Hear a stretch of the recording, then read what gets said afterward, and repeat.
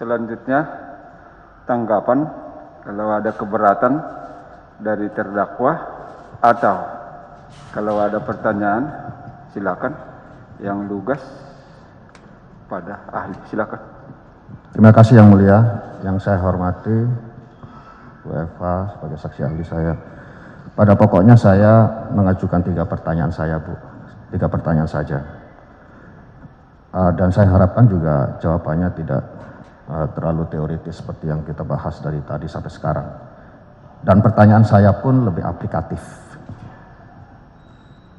Yang pertama, tadi Ibu ahli mengatakan bahwa penegakan hukum itu tidak boleh dilakukan dengan administratif yang melanggar hukum. Ya. Saya hadapkan pada suatu fenomena di mana berkas perkara saya itu dilakukan uji laboratorium atas objek yang diperkarakan, yaitu sabu. Namun, dalam berkas perkara tersebut tidak disertai dengan berita acara dari petugas Lapfor. Nah, kira-kira ini implikasi hukumnya apa, Bu? Iya, tadi saya mengatakan ya bahwa setiap dalil itu harus ada buktinya. Hukum pidana tidak boleh menggunakan kira-kira. Ya, saya cabut kata kira-kira. Implikasi hukumnya apa apabila administratif ini tidak sesuai dengan seperti ini? Artinya, kalaupun kita bicara administratif, misalnya perolehannya keliru gitu ya, penyitaan yang tidak disertai dengan izin pengadilan, maka bukti itu tidak bisa digunakan sebagai alat bukti di pengadilan. Baik, Bu. Berarti bukan orang yang lalai dalam mengajukan penetapan. Jangan dibawa kesimpulan. Nah, dari keterangan ahli itu kita bisa menarik sendiri kesimpulannya. Baik. Tapi kesimpulan kita itu belum tentu untuk semua orang. Silakan. Siap. Terima kasih Yang Mulia. Karena tadi saksi ahli juga mengatakan bahwa melanggar administrasi itu adalah perbuatan melawan hukum. Iya. Ya kan, Bu? Ya. Iya. Baik. Yang kedua, fenomena yang kedua. Ini terlepas dari tadi yang Ibu keberatan bahwa Ibu bukan ahli forensik. Iya. Kita semua sepakat. Tetapi konteks yang akan kita pertanyakan adalah dalam konstruksi hukum. Ini kan kasus katanya objek yang diperkarakan Tosabu ini berasal dari Bukit Tinggi. Kemudian tertangkap di Jakarta. Apakah perspektif Ibu dalam konteks hukum perlu ada uji pembanding? Apakah betul sabu yang di Bukit Tinggi atau yang di Jakarta ini sama dengan induknya yang di Bukit Tinggi? Kembali lagi Pak, ya. Saya pernah diminta oleh Badan POM, sedikit saja Yang Mulia, ketika saya membaca untuk menerangkan tentang konteks penyidikan yang dilakukan oleh Badan POM. Dalam Undang-Undang Kesehatan itu ada istilah bahan bukti. Saya bingung, ini salah ketik atau apa gitu ya. Akhirnya saya coba cari-cari atau coba cocok-cocokkan, saya nggak berani Pak. Ini barang bukti atau alat bukti, karena di KUHP hanya 2 istilahnya. Akhirnya waktu pelatihan penyidik Badan POM saya tanya, bahan bukti itu apa sih? Formula, Bu Eva. Jadi yang kebayang sama saya Yang Mulia waktu SMA, karena saya ngambil IPS, saya cuma dapat kelas 1 saja. Z itu ya besi gitu ya, atau H2SO4 ya asam sulfat. Itu yang terbayang di kepala saya. Jadi bentuk bisa sama, saya bukan ahlinya Pak, ya. Bentuk bukan sama, tetapi barangkali formulanya berbeda. Itu makanya tadi saya sampaikan, saya bukan ahlinya Pak, dan saya tidak bisa menjawab itu. Ya. Jadi apakah perlu pembanding atau tidak, itu pun saya tidak bisa menjawabnya. Silakan ditanyakan kepada ahli kimia barangkali yang punya kompetensi tentang itu. Baik, sudah Bu, enggak berkompeten untuk menjawab itu. Silakan pertanyaan lain. Saya garis bawahi tentang administrasinya kalau gitu Bu. Saya juga aparat penegak hukum, tentunya tahu prosedur itu. apabila satu prosedur itu tidak dilakukan, otomatis administrasinya tidak ada. Atau saya balik klausulnya. Apabila prosedur itu dilakukan, namun administrasinya tidak menyertai, bagaimana perspektif hukum menurut Ibu? Tetap dua-duanya Baik. harus dipenuhi. Tadi saya sempat ditanya ya mengenai kualitas bukti gitu ya. Dua-duanya. Pejabat yang melakukannya dan prosedurnya bagaimana. Jadi siapa Baik. dan bagaimana itu dua-duanya harus dipenuhi. Apakah artinya kesalahan administratif sesuai yang saya katakan dengan sampel A dan B tadi itu dapat dikatakan perbuatan melawan hukum oleh penyidik? Bisa saja perbuatan melawan hukum dalam pandangan hukum administratif, Terima kasih, Bu. tetapi dalam konteks hukum pidana memang harus kita lihat lagi. Terima kasih. Pertanyaan yang kedua, saya sangat memahami, Bu. Ibu diminta untuk memberikan kesaksian ahli dan legal opini dengan bahan yang barangkali menurut saya sangat terbatas. Terdiri dari 3 hal, 1 kronologis. Kronologis itu pun belum tentu Ibu ketahui kebenarannya kalau belum diuji. Yang kedua tentang berita acara pemeriksaan tersangka. Ada sekian, ada juga saksi. Yang itu pun belum teruji. Kemudian yang ketiga, data percakapan antara orang dengan orang, hasil dari laboratorium digital forensik.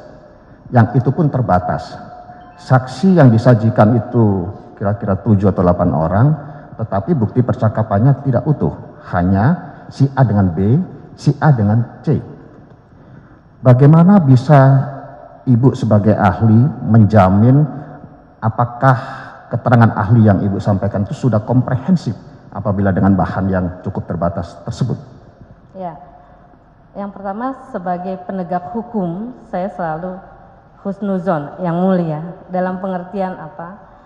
Penegak hukum sebetulnya adalah wakil dari negara yang diberikan resort yang sangat luar biasa untuk melakukan penyelidikan dan penyidikan. Dalam parameter itu, dalam keyakinan itulah kita akan selalu mengatakan mudah-mudahan yang dilakukan oleh penegak hukum itu adalah sesuatu yang memang sudah paripurna. Sehingga kami ahli juga akan memberikan pendapat yang paripurna. Tetapi akan sangat menyenangkan seperti hari ini, saya bisa dihadirkan ke dalam sidang pengadilan, sehingga verifikasi. Kalau misalnya bukti yang dihadirkan kepada saya tidak benar, atau keliru, atau kurang, maka verifikasi itu bisa dilakukan pada hari ini, begitu. Ya, saya kira jangan Yang sampai saya tanyakan, kemudian saya menjadi takut nanti Pak kalau tidak. Jadi perspektifnya seperti itu Pak. Ya, terhadap setiap penegak hukum saya akan melihat bahwa apa yang dilakukan harusnya didasarkan pada prosedur hukum yang telah ditentukan berdasarkan ketentuan undang-undang. Gitu ya Mulia. Konteks yang saya pertanyakan sebetulnya agak lepas dari apa yang beliau sampaikan. Ibu dikasih sajian bahan, 3 bahan tadi, di mana 3-3-nya itu belum sahih gitu ya Bu ya. Perlu pendalaman secara komprehensif, integral, dan holistik. Itu barangkali ini kan kasus yang luar biasa. Barangkali Ibu juga menangani kasus yang biasa-biasa sehingga sumpah pun tadi salah. Yang saya tanyakan adalah bagaimana dampaknya terhadap legal opini maupun kesaksian Ibu sebagai ahli apabila disajikan bahan sesederhana itu. Apakah berdampak terhadap kesaksian Ibu juga tidak komprehensif jadinya? Begitu maksud saya, Bu. Ya, kembali lagi Pak. Saya tidak tahu ya mengenai konteks situasi dan kondisi. Saya juga mengukurnya berdasarkan parameter teori yang saya pahami. Jadi kalau Bapak membaca jawaban saya barangkali bisa memahami itu. Ya, dalam koridor itulah ya 2 keyakinan tadi bahwa apa yang dilakukan oleh petugas itu tetap kita ukur dan terukur ya dalam konteks perolehan bukti dan sebagainya. Dan juga kalau kita bicara dalam konteks yang lain misalnya, saya mencoba untuk mengukurnya dalam konteks teori yang saya pahami dan saya ketahui. Baik, Bu. Itu saja. Prosedur itu saya underline. Kira-kira dengan bahan yang minim itu apakah Ibu tidak ada semacam feel ya, perasaan, Pak penyidik, saya minta dong percakapannya ini jangan hanya bulan ini sampai bulan ini, dan jangan hanya orang ini dengan orang ini, tapi keseluruhan orang yang ada di dalam peristiwa ini. Ada nggak kira-kira Ibu? Ada, Ya. Pak. Terus jawaban penyidik gimana, Bu? Ya, karena saya tidak sekali.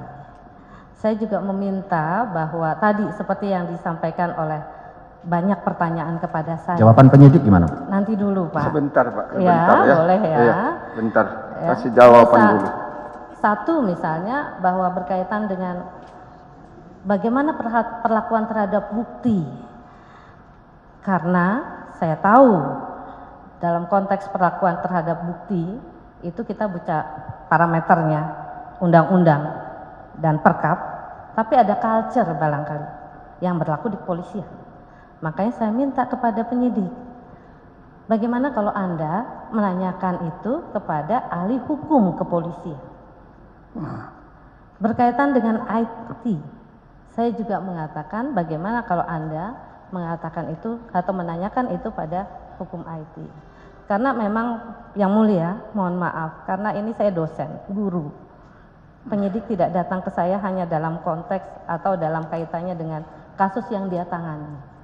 Konteks konsultasi meskipun saya tidak di BAP, kadang-kadang juga ditanyakan kepada saya.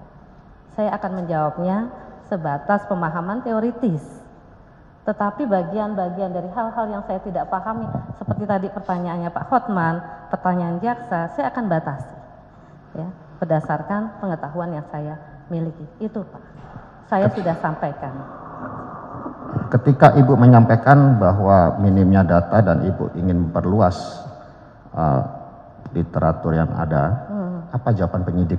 Iya, insya Allah Bu, saya akan laksanakan. Tetapi apakah dilaksanakan atau tidak? Bukan. Kewenangan Jawaban itu penyidik bukan apa pada ketika verifikasi Ibu saya. sudah meminta atau menanyakan itu, jawaban penyidik apa, Bu? Iya. Iya itu mereka- gimana? Iya, itu menjadi satu masukan buat kami. Tapi saya kan bukan otoritas, bukan komandan ya Pak ya. Oke. Gitu. Saya hanya bisa menyarankan saja. Terima kasih, Bu.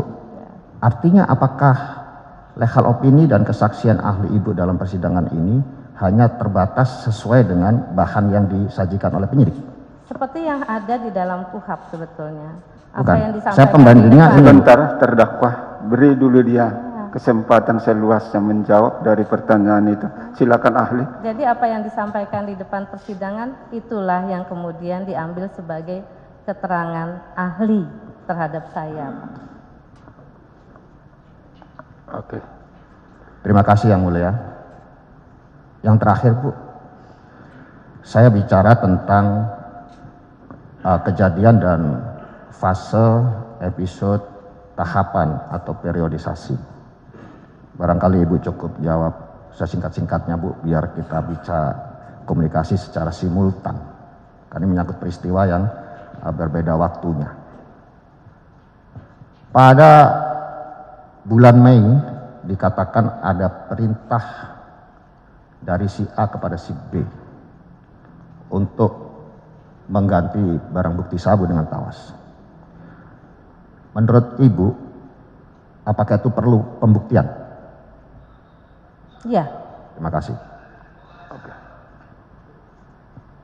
Kemudian berikutnya dikatakan tanggal 15 Juni ada pemusnahan barang bukti. Apakah berita acara pemusnahan yang sudah paripurna ditandatangani oleh para pejabat terkait dan telah memenuhi SOP? SOP-nya itu kira-kira dalam perkap berisi: 1. Mengundang instansi terkait, yang kedua disaksikan oleh tersangka dan penasihat hukumnya, dan yang ketiga adalah diberita acarakan. Itu sudah dilakukan secara paripurna. Disandingkan dengan keterangan saksi yang juga terdakwa, kira-kira lebih sahih mana berita acara pemusnahan tersebut dengan kesaksian dari saksi yang juga terdakwa? Tadi saya sudah jawab sebetulnya. Kita tinggal mengacu kepada 188 KUHP yang mulia. Ya, tinggal temuannya apa di sana? Petunjuk yang hadir apa? Sinkron atau tidak? Membuktikan ada atau tidak peristiwa yang dimaksud. Itu saja. Terima kasih. Baik, itu jawabannya. Terima kasih Yang Mulia. Kemudian di bulan Juni juga ada dikatakan memperkenalkan orang untuk menjual narkotika. Apakah itu juga perlu pembuktian, Bu? Setiap apa yang didalilkan tentunya harus dibuktikan. Terima kasih, Bu. Bagaimana jika yang diobrolkan ketika Juni, barangkali Juli, sampai Juni-Juli, itu tidak ada narkotika yang dipertunjukkan, baik kepada orang yang menawarkan maupun orang yang ditawari? Saya tidak bisa menjawab pertanyaan itu, karena memang Terima sudah kasih, sangat Bu. masuk ke dalam fakta yang mulia. Oke. Terima kasih. Baik, sudah fakta, dia tidak bisa menjawab. Siap. Baik, yang Saya deret periodisasi berikutnya. Lalu kemudian di bulan September antara B dan C serta D itu melakukan kegiatan yang diduga transaksi narkotika. Lalu si A mengetahui berdasarkan informasi dari chat dan si A memerintahkan untuk tarik, batalkan dan musnahkan.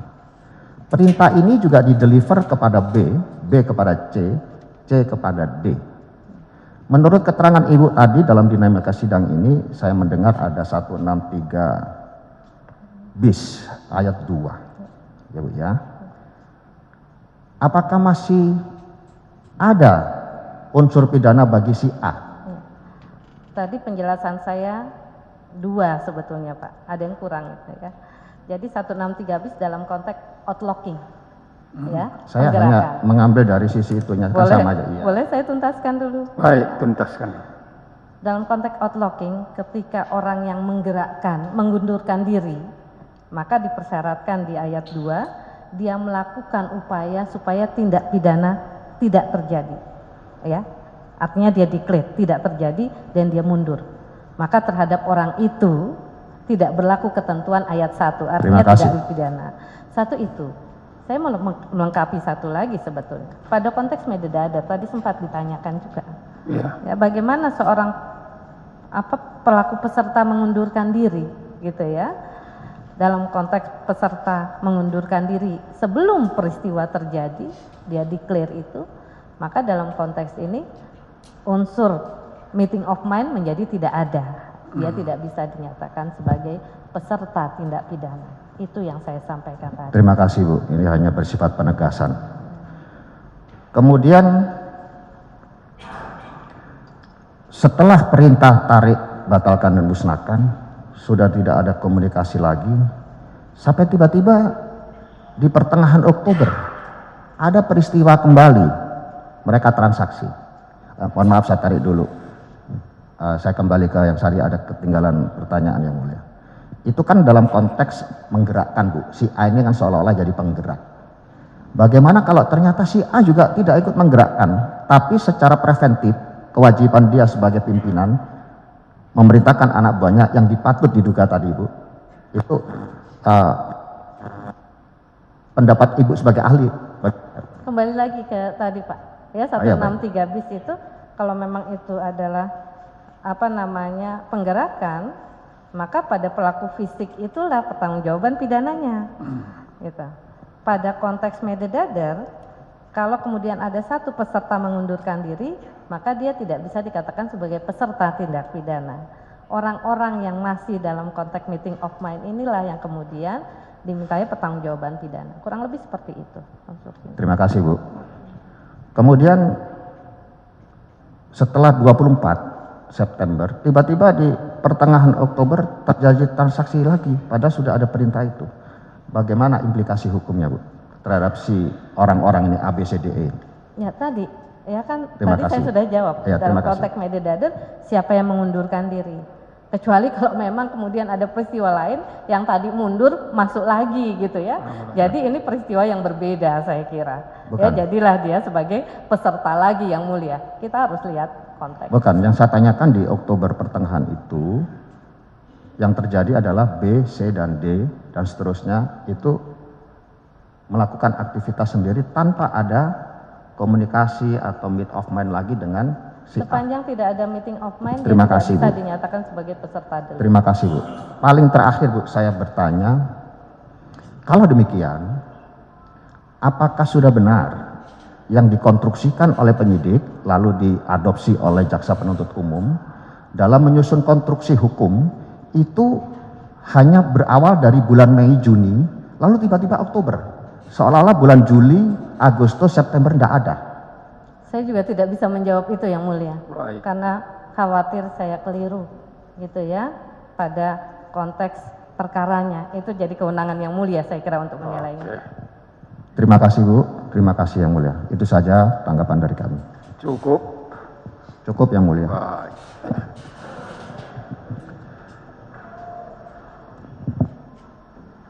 Baik, ahli. Apakah masih ada yang ingin diterangkan?